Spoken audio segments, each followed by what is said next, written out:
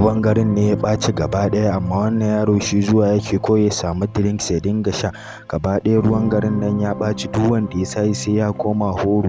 Haka wannan mata tana shan wannan ruwa a take ta koma horo. Fa yaron nan in ya zo baya shan wani ruwa, in ya zo yana ba wa ƙaninsa abu ma baya ba shi ruwa, kawai zuwa yake ya samu drinks ya dinga ba shi.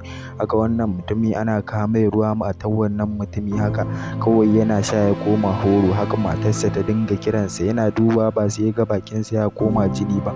Matarsa tana kiransa a take ya koma horo, yana zuwa banɗakin nan da gudu a take ya danne ta ya cije ta a wuya. A take wannan mata ita ma ta faɗi fa, gaba ɗaya idonta ya tsaya cak. Ita ma matan nan fa ta yi ƙoƙarin komawa wannan horon. Haka garin nan suka dinga bin mutane domin su cije su. Ko yaron nan juyawar da zai yi fa ba ya ga mamansa ta juyo kansa ba, tana ƙoƙarin ita ma zuwa. Haka wata mata ita ma tana zuwa ta haɗa abu da ruwa a cikin wannan abun a take ita ma fa ta koma horo.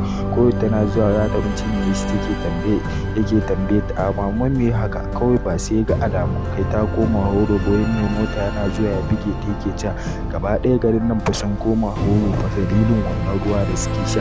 Haka wannan mutumi kawai ya ɗau mota ya gudu, yana guduwa ba sai 'yan garin nan suka taho ba, yiwu a take wannan yaro ya ja